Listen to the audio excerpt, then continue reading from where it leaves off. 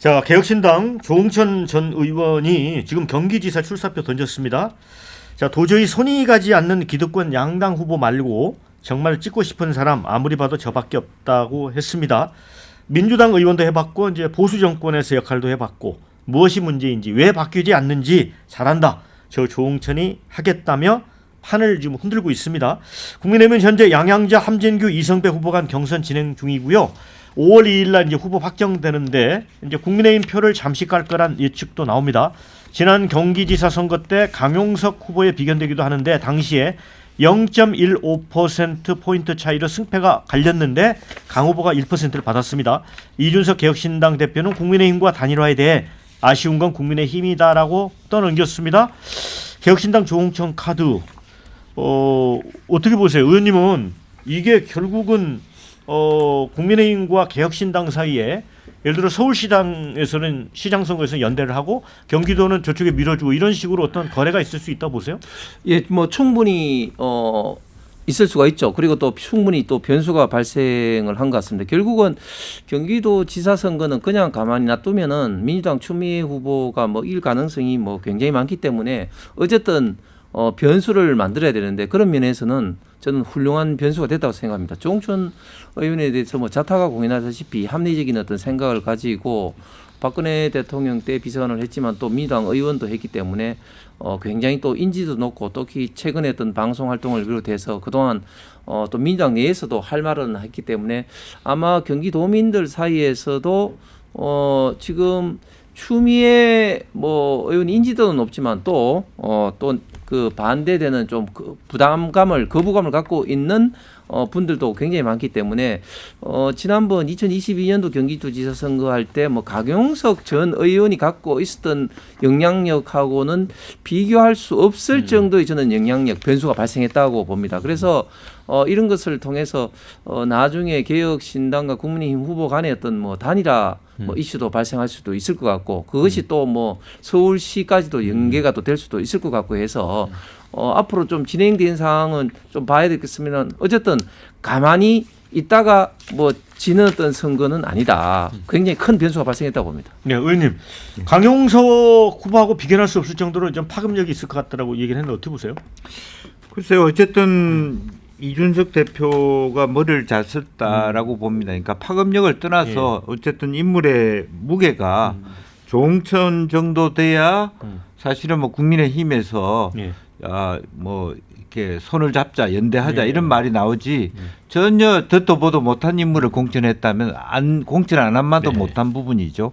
아마 이것이 앞으로 보면 국민의힘과 개혁신당 간의 합당까지도 염두에 둘 수 있는 부분이고 또 혹은 이 과정 관리를 잘못했을 때 상당히 지방선거 전체가 물론 이분들의 뭐 합당과 연대를 떠나서 아무리 뭐 이렇게 하더라도 이번 선거에 그 경기도 선거에서 이분들이 이길 수는 없어요. 그러나 어쨌든 이 과정에서 그분들이 어느 정도의 역량을 모아내느냐 혹은 각자 도생하느냐에 따라서 지방선거 이후에 정계 개편의 판도가 달라질 수도 있겠다 그런 생각이 듭니다. 어쨌든 이제 경기도지사 선거는 사실 사람들이 관심이 없었는데 좀 더 관심도 높아지는 것 같아요. 그렇죠. 그 차원에서 봐야 될 것 같아요. 그러니까 김영주 전 의원님 말씀대로 지난해 대선 때도 이재명 후보가 52.2% 경기도 그리고 김문수 38% 또 이준석 8.8%를 김문수, 이준석을 보태도 46.8로 역부족이거든요. 그럼 지금은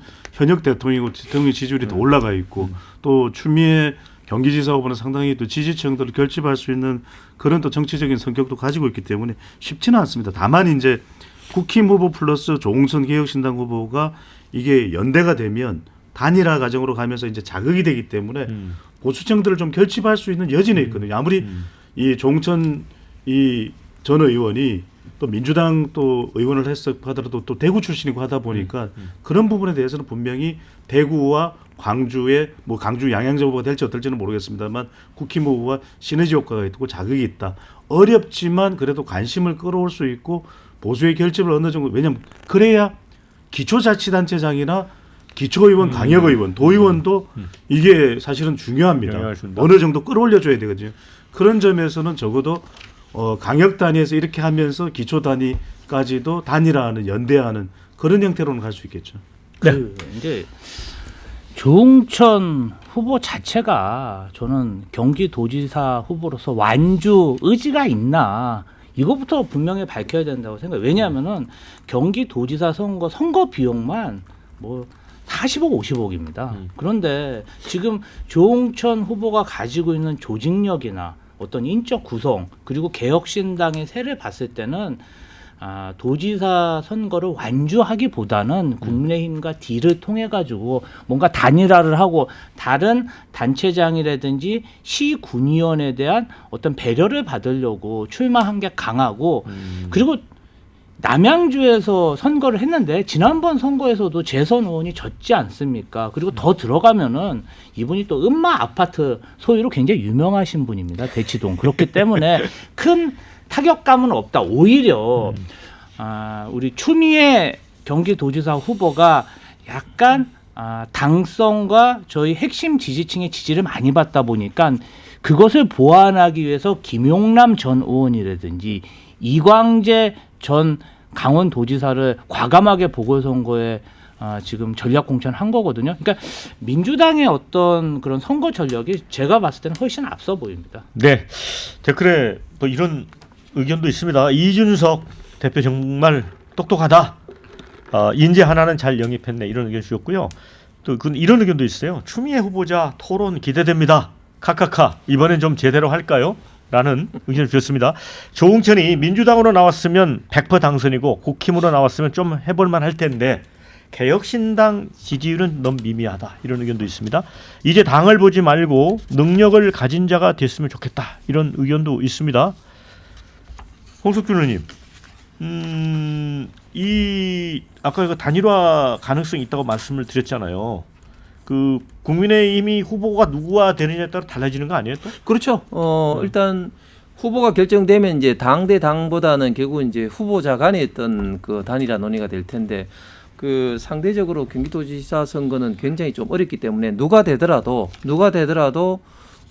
조금이라도 승리 가능성을 높일 수 있는 방안에 대해서 이제 고민을 할 수밖에 없고 그렇게 되면 자연스럽게 후보자 간의 어떤 단일화 논의가 굉장히 좀 활발하게 좀 진행될 것 같습니다.